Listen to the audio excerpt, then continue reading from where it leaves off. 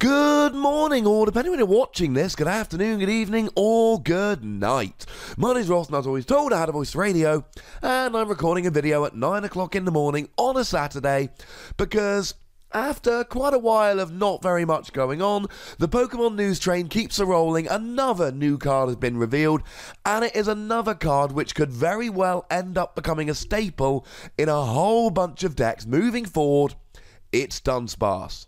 Now, there is a slight bit of regret on my part for Dunsparce here, because I've done a couple of prediction videos based on cards which I think we're getting in Champion Road, given that Champion Road is a reprint set, and Dunsparce was one of those ones on which I was planning to do a prediction video, but the news over the past couple of days kinda scuppered me. We can see there is a Dunsparce on the packet for Champion Road, therefore we know we're getting a Dunsparce, and there is a Dunsparce that would be really, really good were it to be reprinted. A Dunsparce that stands alone above the other Dunsparce that have ever been reprinted.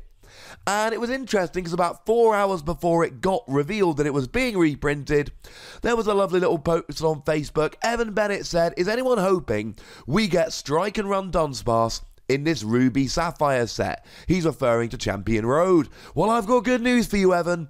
We are getting it.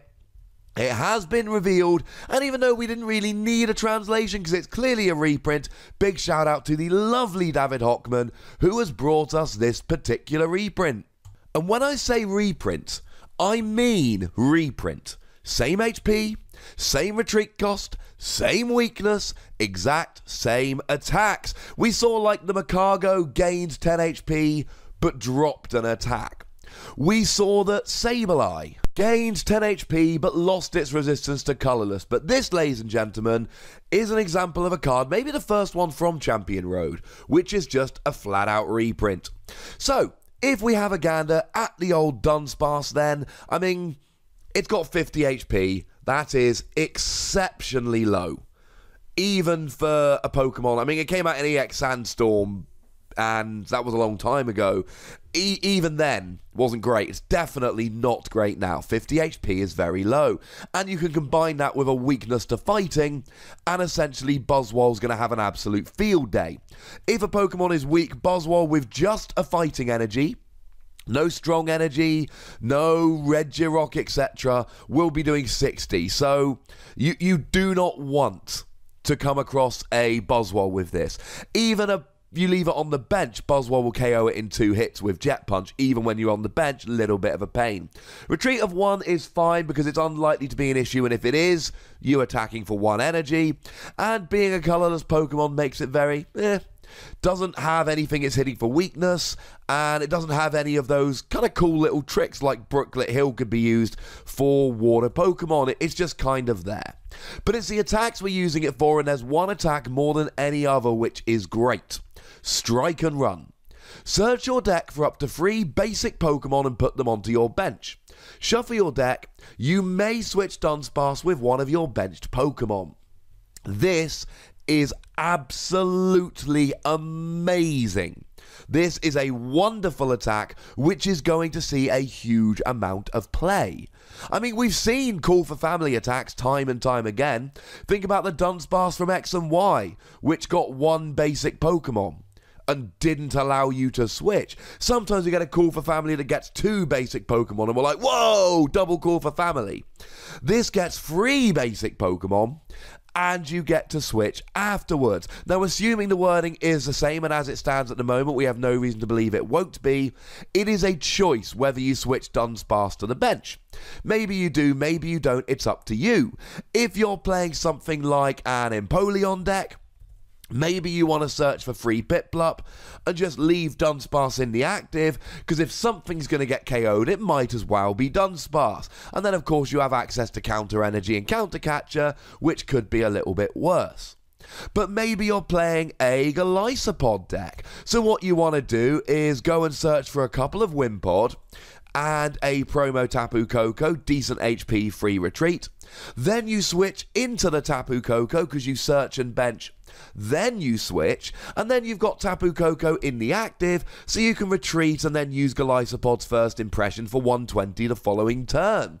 And I do think that Promo Tapu Koko may well be quite a popular Pokemon to search for here and switch into, because you've then got a free retreater in the active with decent HP, and you've got the options of retreating into whatever you want the following turn. Now, I do need to mention here that you can evolve the next turn.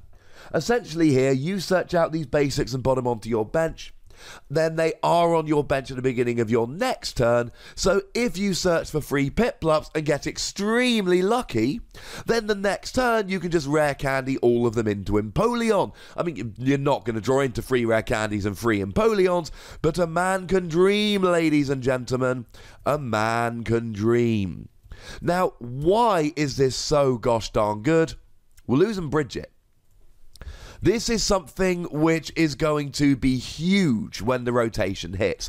Now, to be fair, this does depend on Bridget being rotated, but Bridget was in Breakthrough. Even if the rotation isn't Sun and Moon on, and I'm sorry, I made a video about it a couple of months ago, I refuse to be moved, it's going to be Sun and Moon on, but even if it wasn't Sun and Moon on, we're currently in Breakthrough on, and Bridget was from Breakthrough. So if we have any rotation of any description next year, we're losing Bridget, which means no longer can you Tapu Lele turn 1 for a Bridget and get your basics down. But we've shown how useful it is to have all of our basics down. People use a Bridget to go and get free Zorua, and then the next turn you see them get free Zoroark, and then have access to trade and basically just be able to win the game from there, to be perfectly honest. You need your basics, ladies and gentlemen. Or we see in Buzzwole decks, you need to get Buzzwole, and you need to get your Lycanroc out, and you need to get your Regirock. Although, to be fair, and I use this example deliberately, do remember that in decks like that, you can use Brooklet Hill instead, so this doesn't mean that Dunsparce is going to be used in every single deck. Some decks, especially water and fighting decks that can use Brooklet Hill, are going to be able to set up quite nicely without using Bridget currently, which means they can set up without using Dunsparce in the future. The other thing to remember is that with a paltry 70 HP, there is every chance we'll get a level ball reprint in the future. You'll be able to search for Dunsparce with that. We've already got Nest Ball, and with Dunsparce being a basic, you can search for it using that. One pain is it does have an attack cost. One of the most similar Pokemon we've got at the moment is Alolan Vulpix. So what we tend to do at the moment is we search out a basic, that being Alolan Vulpix, we retreat the active Pokemon using an energy, then we use Beacon for 0 energy, grab our Pokemon, and off we go. Dunsparce does not have an attack for free, which means if you don't start with Dunsparce, not only do you need to get the Dunsparce, but you also need to get the Dunsparce into the active. It's for a colourless energy, it's on a basic, and it is brilliant. Absolutely brilliant for setting up. I can imagine, not before rotation, we've got Bridget, Bridget's fine, but after rotation, I can imagine a lot of people putting 1 or 2 Dunsparce into their deck so that they can try and search it and use it on turn 1. Maybe they can't get the Dunsparce into the active, well that might be a bit of a pain. It's an issue we don't really have with Alolan Vulpix because Beacon costs 0 energy. But I see Dunsparce being a really, really good starting Pokemon. I see it seeing a huge amount of play after rotation, because getting 3 basics down 1 turn, evolving them all the next, especially in something like a Zoroark deck, it's just too gosh darn good. Yeah, you've got to get it in the active, yeah, it's weak to Buzzwole, but it's great.